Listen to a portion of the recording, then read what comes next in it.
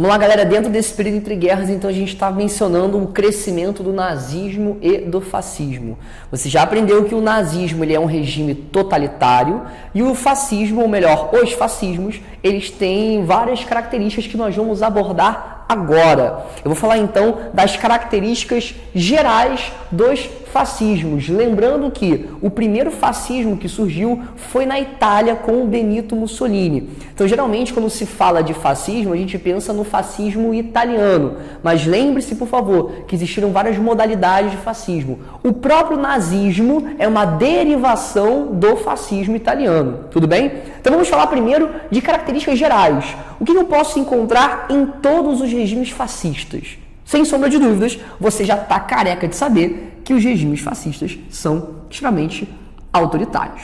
Então, o autoritarismo é uma característica de todos os regimes fascistas. Tudo bem? Outra grande característica de todos os regimes fascistas é o intenso nacionalismo. A gente sabe já o que é nacionalismo. O nosso módulo 1 falou bastante sobre nacionalismo. A valorização da ideia de nação, de identidade coletiva. Agora, toma cuidado. No caso do fascismo, é um nacionalismo exacerbado, exagerado, que muitas vezes acaba se transformando em xenofobia. Xenofobia é uma palavra muito importante. O pessoal da geografia adora falar de xenofobia e com razão, porque o assunto seríssimo é o ódio ao estrangeiro, a aversão àquele que vem de fora. Então é a valorização total da nação em detrimento de tudo aquilo que vem de fora, a chamada xenofobia. A gente pode falar também que o militarismo é uma grande característica dos regimes fascistas, a valorização do exército, da produção armamentícia, a valorização também da violência. Há um grande culto à violência dentro dos regimes fascistas. Por isso que eles também valorizavam bastante a força física. Era muito interessante, segundo os fascistas, criar uma juventude voltada para as artes físicas, para que pudessem ser plenamente desenvolvidos, fortes e pudessem ser bons combatentes. Então, o militarismo engloba todas essas ideias. Há também um forte anticomunismo. Gente, essa característica aqui demonstra claramente que os regimes fascistas não podem ser considerados de esquerda, porque a esquerda é basicamente uma defesa dentro do comunismo, né? Não todas as pessoas que são de esquerda defendem o comunismo, não é isso que eu estou dizendo. Eu digo apenas que o comunismo é um regime de esquerda. Então, se a gente está falando que os fascismos em geral, eles são anticomunistas, e eu digo anticomunistas com um ódio, eles odiavam comunistas a ponto de matar e torturar. Então, o anticomunismo é uma característica dos regimes fascistas de maneira geral. A gente também tem uma grande característica que eu destaco como uma das mais importantes, que é o chamado culto à personalidade. Atenção! Culto à personalidade é uma grande característica do fascismo.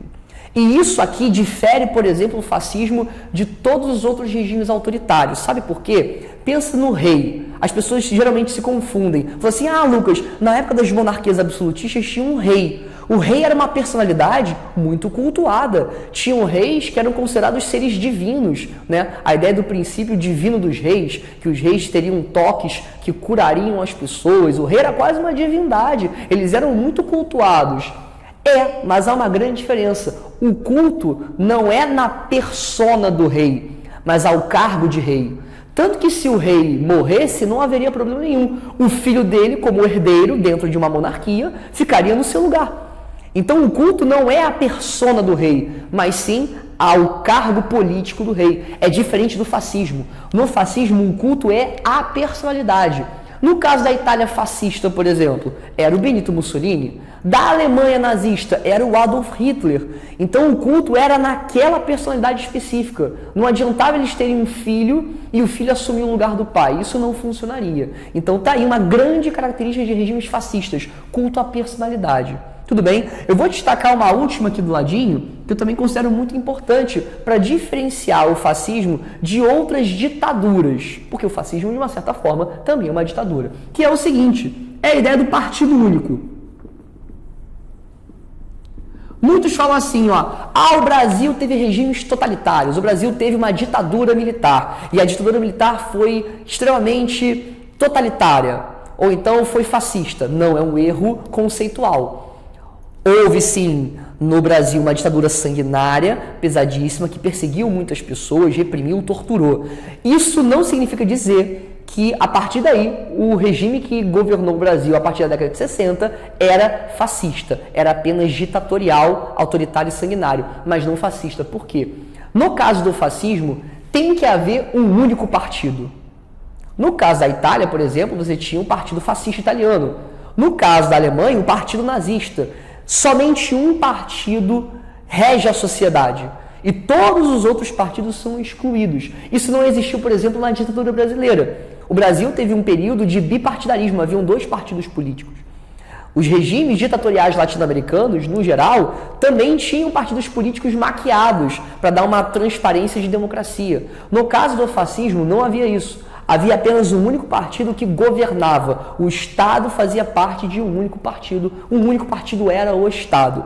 Então tá aí a última característica importante, só para a gente diferenciar o fascismo de outros regimes autoritários.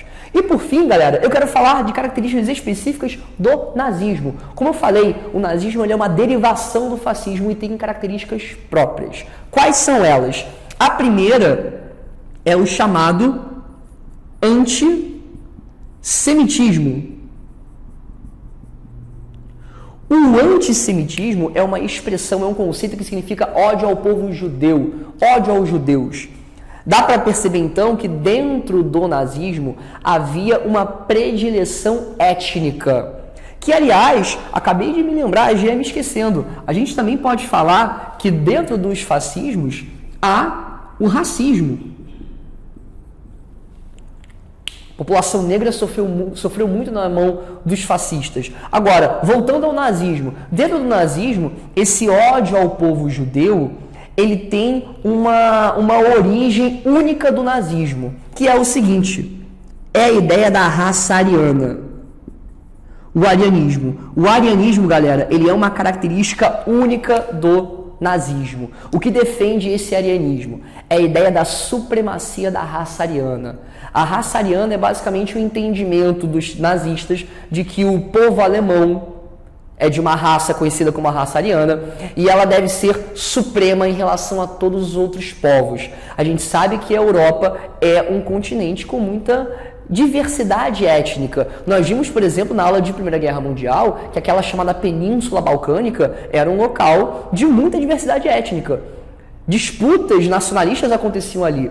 Então a proposta dos nazistas era criar um verdadeiro país poderoso com a supremacia da raça ariana. E isso, indubitavelmente, acabava gerando o ódio e a perseguição a quem não fosse ariano, principalmente ao povo judeu. Então, 2 características fundamentais do nazismo, únicas do nazismo: o antissemitismo, o ódio ao judeu e o chamado arianismo, a supremacia da raça ariana.